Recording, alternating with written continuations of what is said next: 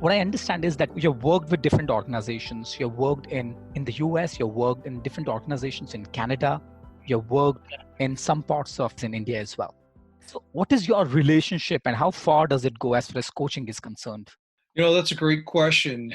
In the organizations that I've worked in, coaching has been a critical part of the interaction that we have with employees. And the reason why I say that is because we early on determined that there was a direct correlation between employee performance and the level of coaching, and not only the level of coaching in terms of frequency, but also the level of coaching in terms of quality. And so we quickly established structures and protocols for what a quality coaching session looked like. And we would, to the best of our ability, follow those sort of templates such that, our employees started to feel more comfortable on a regular basis. And what was interesting, Gaurav, was that as our company acquired new businesses and we brought them into our coaching culture, every time we had a new acquisition, we would reflect again on what coaching really meant in an organization, because typically those organizations didn't have those capabilities and we were retraining employees. So it was a fascinating kind of evolution over time. I'm absolutely with you on that. Having worked with different organizations to build the coaching culture. And I've personally been in the space of coaching for over now 12 years. And I think what you mentioned, that reflecting on why we really need coaching in this organization, where is the need emerging from? I think that's a very important question. Now, talking about questions, Brian, help me understand what was the time when you decided to transit from working in an organization where you're traveling the world and then you sort of getting into artificial intelligence, for which you are considered as an authority in the world today. So what was that moment for you? Well, it's a difficult moment actually to reflect upon, actually, Gaurav, because it was a very difficult time in my life. Much like many executives around the world who do a lot of traveling, you're the kind of individual that has hotel food all the time, and you're not exercising and taking care of yourself. So, by the age of 52, after traveling, the world and working with groups all over, my body started to let down. And I had to make a conscious decision. I mean, within just a few short years of my last role, I had obtained type 2 diabetes. I had high blood pressure, high levels of cholesterol, measurable amounts of stress, and my body was just wearing out. So, it was at that time, in conversation with my physician, she as much told me that I needed to stop working. And that was very difficult after having spent 20 plus years in an organization where I was just striving for the next higher level. So for me, that decision to transition out of a corporate environment was very difficult, but it was very much health driven. And when I stopped working in that environment and I actually retired, I had the opportunity to start thinking about what I wanted to do next. And by far the most interesting part of my role was as a business leader interacting with our IT teams. And those IT teams would have the very same traditional issues, whether it was scope or cost or quality or some new kind of technology. And when I started thinking about what was happening in the future, where were the trends lying, certainly artificial intelligence popped out to me as being a dominant trend. So from there, once I got identified what area I wanted to work in, I decided to think about what was the best possible education I could get to stand out in a world where artificial intelligence was almost befuddling leadership teams. And so for me, MIT, Cambridge, the Massachusetts Institute of Technology was the leading voice on artificial intelligence. So I went there for their AI strategy program. It turned out to be a wonderful choice, working with cohorts of 500 people around the world, and learning what they're doing to implement AI and how they're doing it successfully. So it was an exciting way. And then the moment that I completed that program, honestly, the phone started to ring. Yeah, and this is what people say, blessing in disguise. And I often tell people that there's always a moment in your life where you can seize an opportunity. Now, my question to you, Brian, on one hand, you were traveling the world and then suddenly you realized that you have been suffering with diabetes type 2. And then there's high blood pressure, there's high level of cholesterol, and immeasurable stress you are going through. Now, when you made this decision that now I would like to switch gears, was it easy for you? Was the process easy for you? And how did you cope up with that process?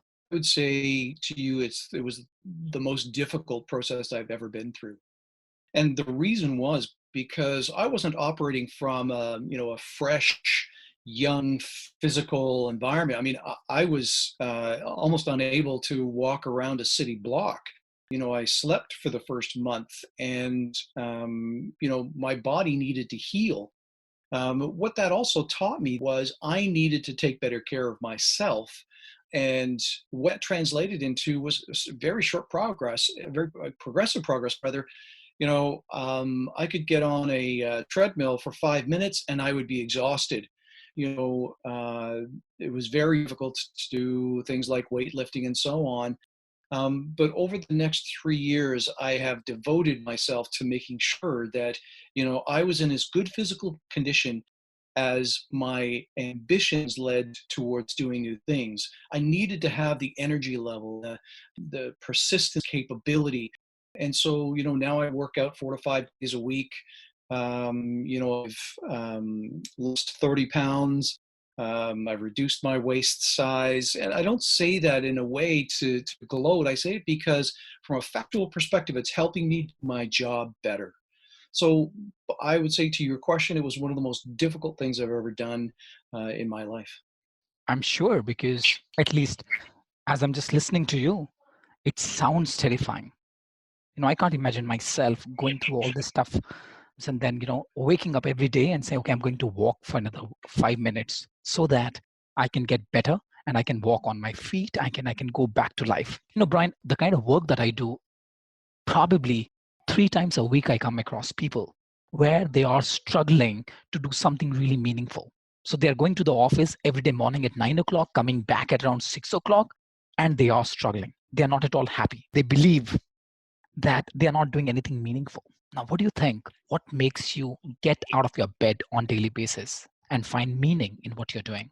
Yeah, so I will take that in sort of two different points. So from a meaningfulness perspective, I have the absolute privilege, and I'm blessed to know that people in 12 different countries have purchased my books and read my books, and knowing that a message to them is that artificial intelligence and executing it properly is a hybrid situation.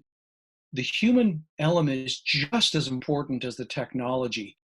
Over and over and over again, we've seen that, some of the data that I've collected is that only 30% of artificial intelligence projects actually succeed. 70% are failing. And you're asking yourself, particularly as a business leader, why would I want to invest in types of capabilities? And especially when so many of the artificial intelligence projects that are out there aren't achieving the results that people hope they would.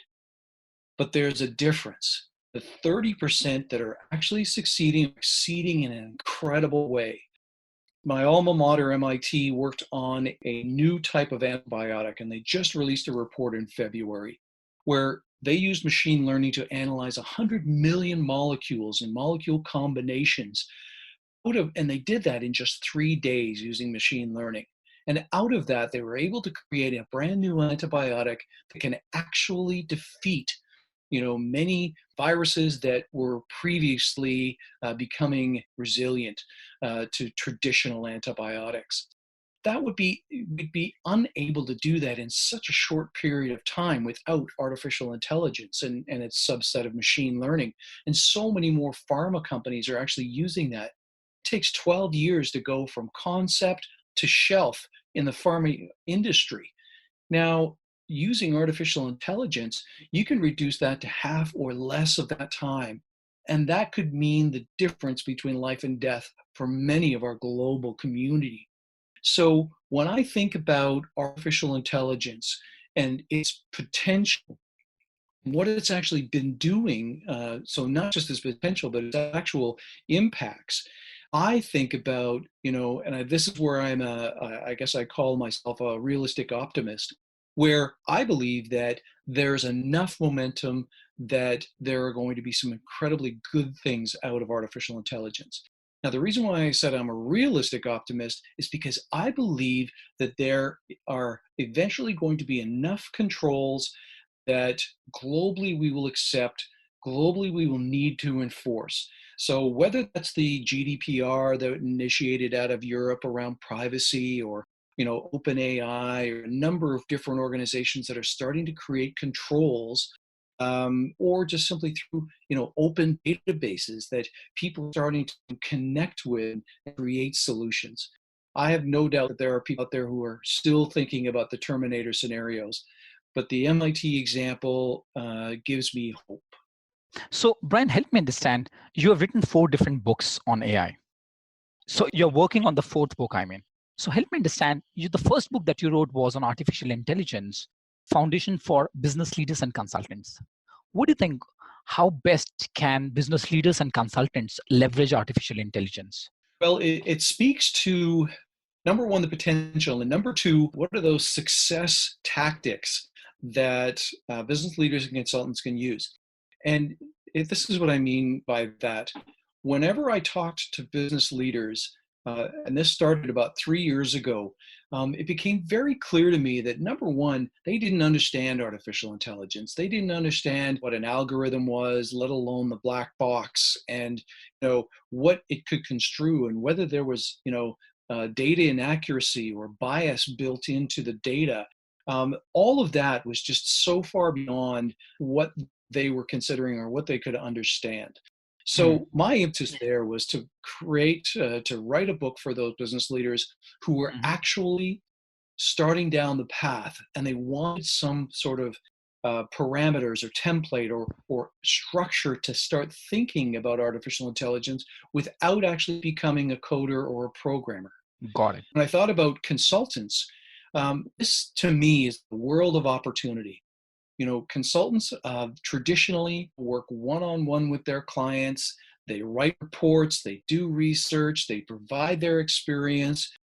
To me, there's so much opportunity when you think about things like natural language processing, to be able to generate reports on behalf of the consultant so that they can use those and really move their value add time to being with the client.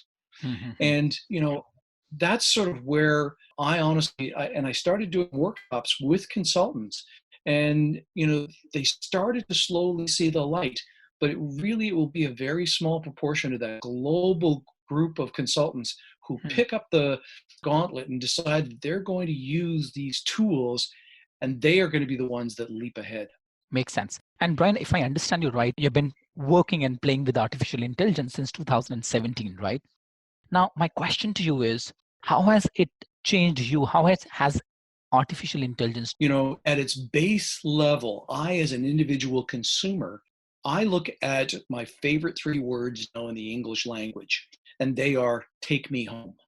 My GPS, my Google Maps has the ability to guide me through, the worst traffic that, North America provides along the Toronto highway, or at least up until this point in time, as you can imagine. But the amount of data that gets assimilated and analyzed by Google Maps or Waze or any other sort of similar kind of GPS system is incredible when you think about other cars and traffic lights and traffic systems. And so I, as an individual consumer, have completely changed my attitude towards traffic because I can now go to places with a greater sense of comfort that I'm actually going to be getting there in the best possible way, despite traffic accidents or any other issues. It's not perfect, but it certainly gives me a lot more comfort. Then I transition over into some of the roles as a corporate consultant, where I talk to groups of people or C-suite level executives, and talk to them about how they can integrate artificial intelligence into their business without losing sight of their revenues.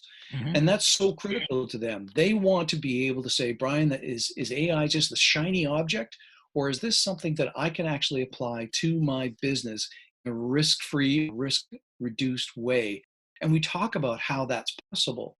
So, whether it's at a consumer level or at a large corporate level, Gaurav, there are so many opportunities that I work with on a day-to-day basis. Can I I'm give you one more example? I would love to, because starting from driving your car and understanding the direction that the GPS is going to throw at you, to enhancing your effectiveness as a consultant, as a coach, as a business leader, it is impacting everything around, right? Would love to listen to your next example. Please go ahead. So one of the activities that I am involved in is I'm an AI advisor for what we call regional innovation centers. I'm not sure if you have the same structure in I and the purpose of these regional innovation centers, not surprisingly, is that they provide advisors, they provide meeting space and office space and connections to funding opportunities that entrepreneurs, particularly in my case, tech startups, can actually leverage those tools to accelerate their progression in their business. I generally work with companies that have a minimum viable product and are looking to integrate AI into their business. So whenever I talk to these groups, they're already down the path that technology is going to make a difference. But what they're saying to me is there must be a better way for me to use the tools that are available. And that could be something as simple as a scheduling AI that takes all of that work away from you trying to work with other people's calendars, all the way to, I've got 3D printing capability, but I really truly need to refine the algorithms to be better at what we're doing and reduce our costs. So if you think about a company that's looking at a call center, for example, the number of artificial intelligence opportunities are vast, and they are on a range. So if you have a large number of people who traditionally are being coached by a manager, a supervisor who records the call, and then they listen to it back together after the fact, the obvious is real-time coaching while that person is on the phone. And examples like, are you actually using a higher pitch than you normally would? Or are you talking faster than you normally would? And in real time, that call center agent is getting that coaching saying, I better slow down, or I better use different words, or I'm saying or like, or whatever those sort of filler words are too often. And so that they can improve that inside that call. That's one side. And then as you move towards higher call volumes where you actually need a virtual agent to take those basic calls, frequently asked questions that you can have machine learning, to understand what those questions are and the appropriate responses. So some people call them bots or chat bots. And then further on, you start getting into emotional recognition where, you can have a conversation as a bot with the customer and emulate their or use the appropriate emotional content so that you can have better conversations with the client on the phone. So artificial intelligence can be applied in a number of different degrees without actually replacing, the call center, Yeah. human being who can really do the value added calls.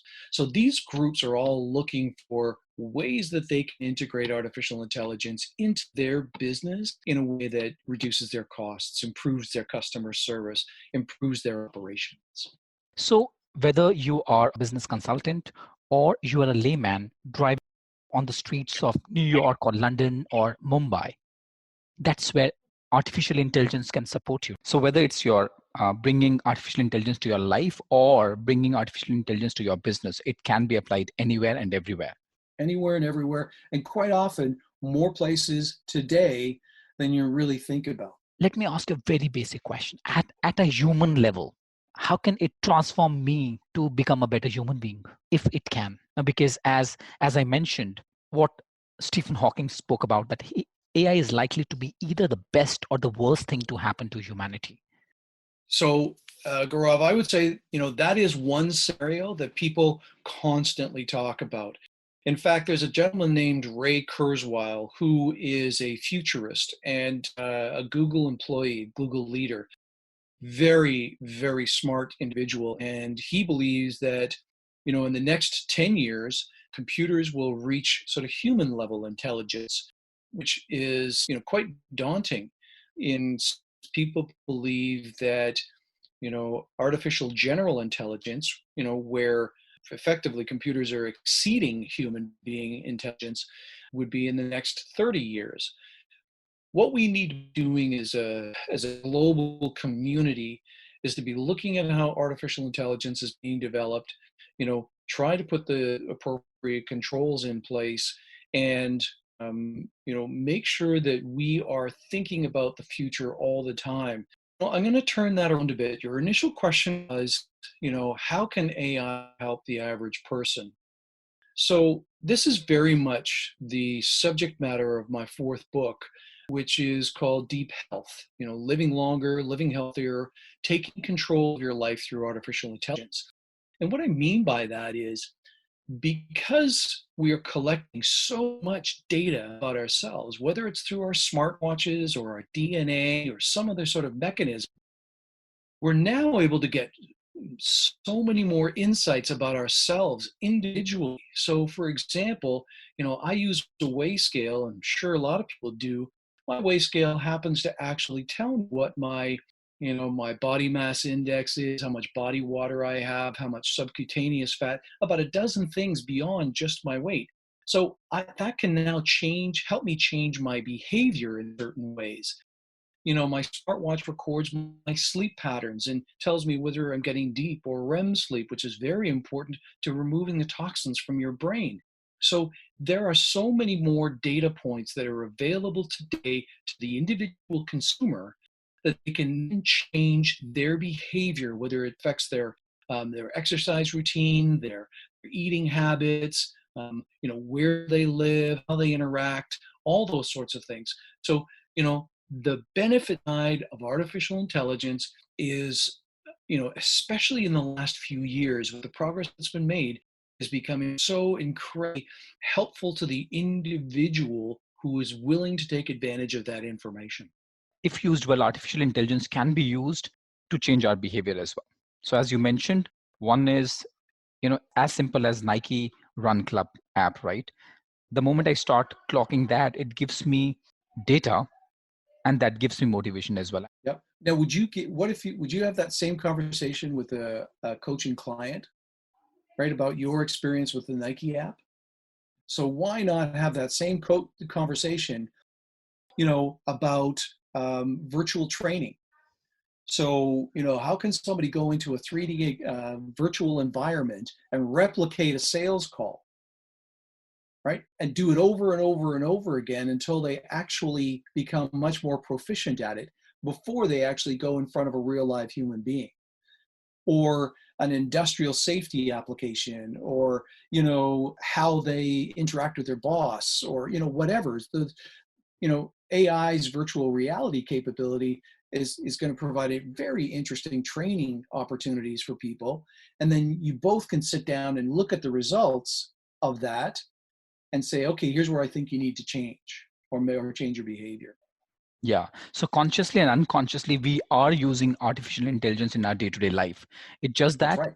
only once I'm more aware of that, once I wake up to that, then I can leverage that to upskill myself and change my behavior. Exactly right. Exactly right. Couldn't have said it better. Now it makes sense. I can relate with artificial intelligence. Otherwise, people have a lot of, at least I had a lot of resistance. So every time when I think of artificial intelligence, things that come to my mind that I'm really not good at technology, I'm not good at coding, this and that. But what I'm really comfortable is using my smartwatch. I'm very comfortable with using this camera Yep. and having a conversation with somebody. Yeah. Yeah. So to your point, this is not like about how to code or program. This is very much about everyday applications of artificial intelligence in your business or in your personal life. Super, Brian. Thank you for sharing this. Brian, isn't this interesting? Because, a journey that you started when you were going through some really tough times, health wise in your life, and now you're writing your fourth book on deep health: Live Longer, Live Healthier, Taking Control of Your Health Using Artificial Intelligence. I'm just curious to understand if you can just share with everyone listening to this conversation right now, what steps did you follow that helped you to start from where you were to where you are? Because there are so many people who are not happy, not at all happy doing what they are doing, and they really want to do something which is really meaningful. And here you are doing something really meaningful, leveraging your strength. So, if you were to share with us the process of moving from point A, where you are not at all happy, you are really unsatisfied with your life, to doing something really meaningful, impacting lives, leveraging your strengths. So be happy to talk about that, and in a number of different ways. When I started, I talked about, where my fitness level or lack thereof was just about 3 years ago. What I had initially established was that I couldn't do it all at once. I really needed to take steps. And when I started writing this book, I was reflecting back on that because we are going to be providing the public with so many different tools and ideas and pieces of data within this book that getting through it, they may be saying, wow, this is just so overwhelming. But part of our book is really to tell people how to prioritize what you need to work on. So for me, it was very much, get back to basic. I had for example, a food routine that was much more a negative routine because it was so expensive in carbohydrates, for example, which for me personally was causing most of my issues. And so by reducing or eliminating any of the, sort of the simple carbohydrates, I was able to reduce my weight and feel a lot better. When we are writing this book, our intention was we are not creating a diet. We're not saying the Mediterranean diet or the keto diet or some other form, or the paleo diet or some other form of diet is right for you because your physiology is different from everybody else. If you think about people who are vegetarians and maybe they have, something like irritable bowel syndrome, in that case, being a vegetarian is not necessarily helpful for you. Some of those beans and legumes are actually worse for you, for somebody who has that IBS situation.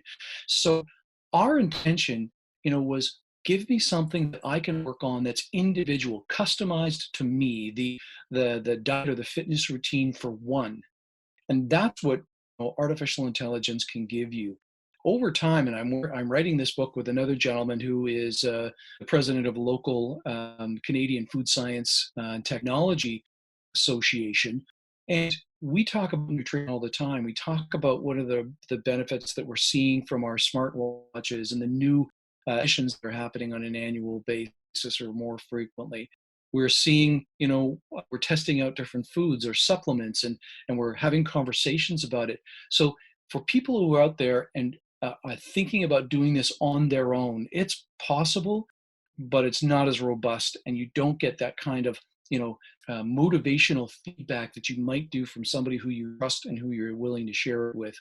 So, in writing this book, we're pointing out the fact that there's lots of data available. We're pointing out what tools are there to collect it, but we're also saying to you as an individual, prioritize, do it in the steps that are most meaningful to you. Talk to your advisor if that's appropriate, physician or functional medicine or whatever, because you now have a great deal more data. But do it because it's right for you. All right. So that was health wise, right? So what I'm listening right now is reflect on where you are currently, prioritize and get back to basics. Take steps that are most meaningful to you and refer to your advisors. I understand that you have written another book that talks about artificial intelligence transitions. So if, let's say, Yeah. somebody is looking forward to have a transition in his career, what are the steps that he can refer to or she can refer to that will help him to do something meaningful?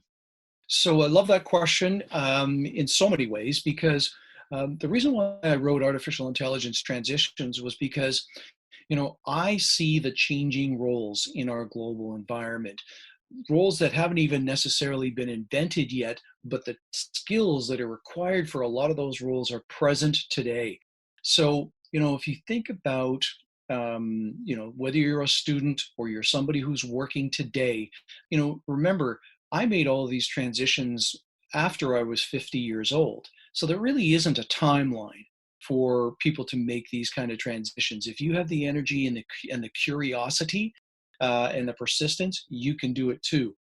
So, when I think about students, they go through, whether it's STEM or some sort of, arts program or whatever. The interesting time now is that because so many facilities are available online, in some cases they're free or minimal cost, maybe $15 US, where they can start to take courses around artificial intelligence or quantum computing or becoming data scientists for very little cost so that they can actually explore before they pursue something, maybe in a more traditional stream.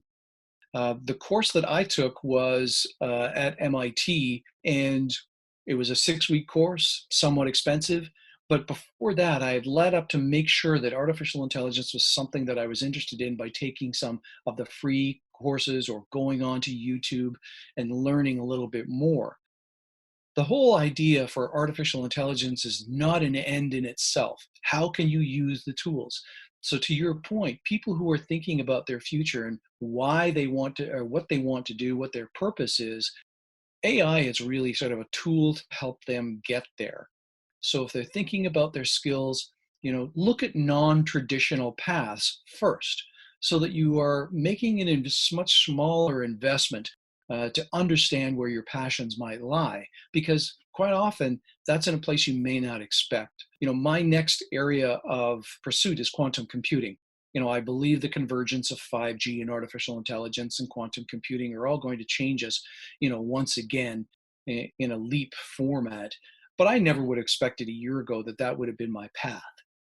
I think that there are great opportunities for individuals, whether it's through, edX or Coursera or, some of the things that you're working on, Gaurav, to really enlighten people about, in this case, artificial intelligence and what it can do for them.